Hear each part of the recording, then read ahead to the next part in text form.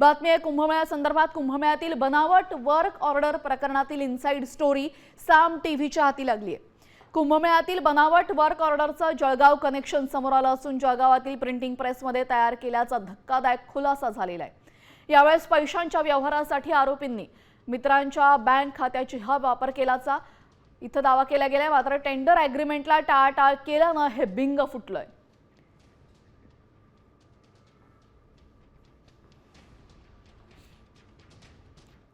दरम्यान या संपूर्ण प्रकरणासंदर्भात अधिक माहिती देतील आमचे प्रतिनिधी अभिजित सोनवणे। अभिजित, या संपूर्ण प्रकरणाचा आता जळगाव कनेक्शन समोर येतंय, काय अधिकची माहिती या संदर्भात?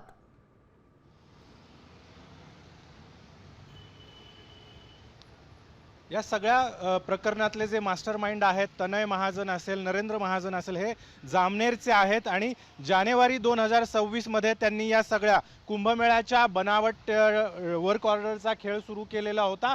जे फिर्यादी ठेकेदार आहेत त्यांना ठेका मिळवून देण्याचं आमिष दाखवण्यात आलं, टेंडर देण्याचं आमिष दाखवण्यात आलं आणि त्यांना या सगळ्या मोबदल्यामध्ये कोट्यवधींच्या रकमेची त्यांच्याकडे मागणी करण्यात आलेली होती। साधारणपणे कुंभमेळ्याच्या कामाची जी वेगवेगळी कामं आहेत त्यामध्ये पोलीस विभागातली नाशिक शहर पोलिसांची त्यासाठी पोलिसांना बकेट देणं असेल, मॅट्रेस देणं असेल, पोलिसांच्या हाऊसकीपिंगची कामं असतील, याचं एक बनावट टेंडर तयार करण्यात आलं। जळगावच्या एका प्रिंटिंग प्रेसमध्ये हे टेंडर तयार करण्यात आलं। त्यावर नाशिकचे विभागीय आयुक्तांची स्वाक्षरी होती, त्यासोबतच त्याच्यावर भारतीय राजमुद्रा होती आणि नाशिक त्र्यंबकेश्वर कुंभमेळा प्राधिकरण अशा स्वरूपाचा संपूर्ण मायना आशय या बनावट वर्क ऑर्डरवर हुबेहूब त्या ठिकाणी तयार करण्यात आलेला होता आणि 492 कोटी रुपयांचं हे पोलिसांच्या हाऊसकीपिंगचं टेंडर जे आहे ते देण्याचं आमिष ठेकेदारांना दाखवण्यात आलं। त्या बदल्यात जवळपास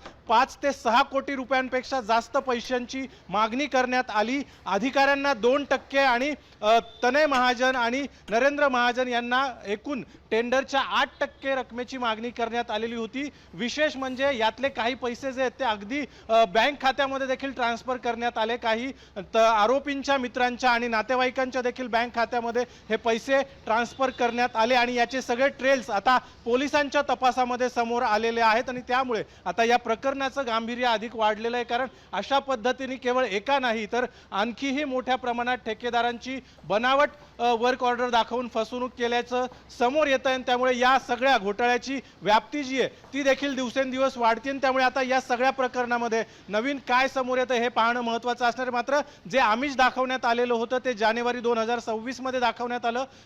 फेब्रुवारी मध्ये हे टेंडर कामाचं या ठेकेदारांना देण्यात येईल असं देखील भासवण्यात आलं। काही टेंडरच्या कॉपी दाखवण्यात आलेल्या होत्या आणि याचं एक नोटरी देखील छत्रपती संभाजीनगरमध्ये या सगळ्या कामाची करण्यात आलेली होती। मात्र त्यानंतर या कामाचं जे टेंडर आहे त्याचं ॲग्रीमेंट करण्यास मार्चमध्ये या आरोपींनी टाळाटाळ करायला सुरुवात केली आणि त्यानंतर मग या वर्क ऑर्डर ज्या आहेत त्या बनावट आहेत हे समोर आलं आणि त्यानंतर हे सगळं बिंग फुटलेलं आहे। जी, धन्यवाद अभिजित दिलेल्या सविस्तर माहितीसाठी।